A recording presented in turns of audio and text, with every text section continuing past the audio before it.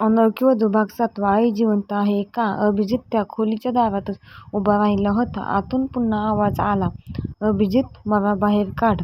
अभिजितच्या डोळ्यात अश्रू आले. आई, तू खरंच आहेस? आतून काहीच उत्तर आलं नाही. अभिजितने एक पाऊल पुढे टाकलं, पण आजीने त्याला पुन्हा थांबवलं. अभिजित, आज जाऊ नकोस. अभिजित रागाने म्हणाला.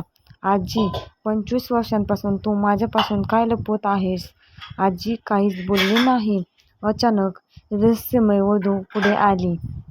तिने आजीकडे पाहिले आणि शांतपणे म्हणाली, आज सत्य लपवता येणार नाही. आजीच्या चेहऱ्यावर भीती पसरली. अभिजितने वधूकडे पाहत विचारलं, तुला माझ्या आईबद्दल सगळं कसं माहीत? वधू काही क्षण शांत राहिली. मग तिने आपल्या चेहऱ्यावरचा घुंगट हळूहळू बाजूला केला. अभिजितच्या डोळ्यात आश्चर्य भरलं, कारण तिच्या चेहऱ्यावर अन्वितासारखं एक जुनं काळं चिन्ह होतं. अन्वीने ते पाहिलं आणि आपल्या मनगटाकडे पाहिलं. तिच्या हातावरचं काळं चिन्ह अचानक अधिक गडद झालं. ती घाबरून म्हणाली, हे माझ्या हातावर का आहे? वधू तिच्याकडे पाहत म्हणाली, कारण हे चिन्ह तुझं नाही, हे त्या रात्रीपासून तुझ्यासोबत आहे. अभिजित गोंधळला. कोणत्या रात्रीपासून? वधूने उत्तर दिलं, 25 वर्षांपूर्वीच्या त्या रात्रीपासून.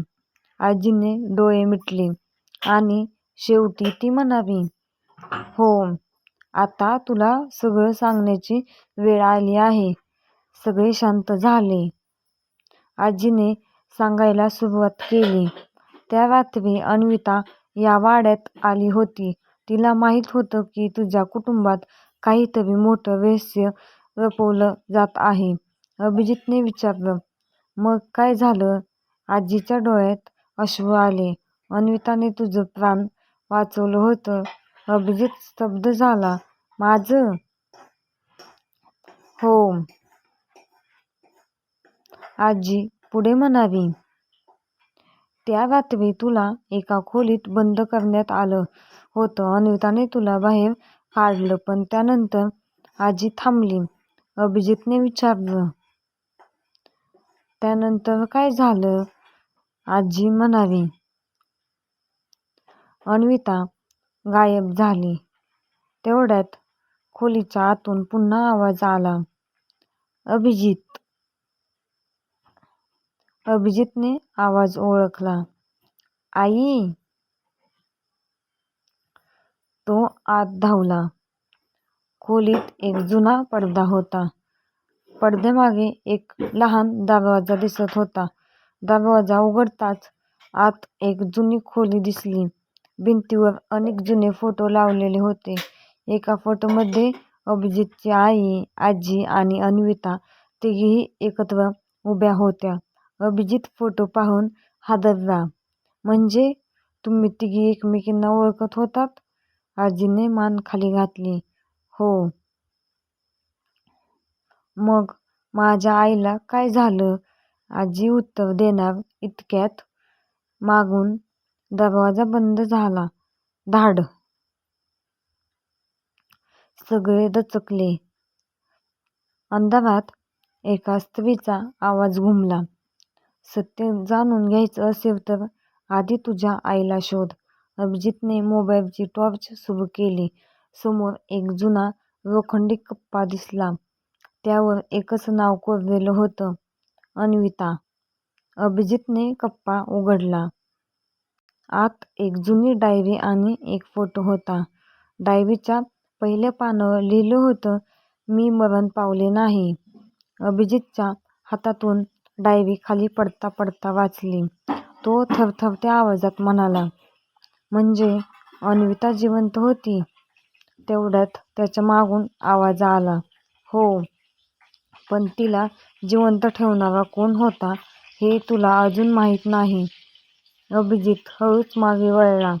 दरवाज्यात रहस्यमय वधू उभी होती, पण यावेळी तिच्या हातात एक जुनी चावी होती.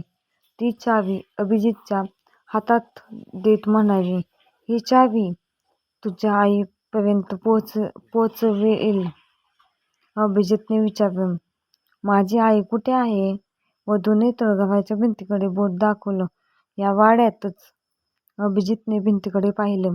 तेवढ्यात भिंतीच्या आतून आवाज आला. ठक ठक ठक. सगळे शांत झाले. आवाज पुन्हा आला. ठक ठक ठक. आणि मग आतून आवाज आला. अभिजित, उशीर होण्याआधी मला बाहेर काढ. अभिजितच्या चेहऱ्यावर भीती स्पष्ट दिसू लागली, कारण यावेळी तो आवाज फक्त त्याच्या आईचा नव्हता. त्या आवाजासोबत अन्विताचाही आवाज ऐकू येत होता. अभिजितच्या हातातील चावी अचानक गरम झाली आणि भिंतीवर काळ्या रंगात एकच वाक्य उमटलं. 25 वर्षांपूर्वीचं रहस्य आता उघडणार आहे. भाग 7 समाप्त. पुढील भागात अभिजितची आई आणि अन्विता एकाच ठिकाणी आहेत का? भिंतीच्या आत नेमकं काय लपलं आहे? अन्विता खरंच जिवंत होती का? आणि रहस्यमय वधूचा या सगळ्या घटनेशी नेमका काय संबंध आहे? हे जाणून घेण्यासाठी पहा अनोळखी भाग वधू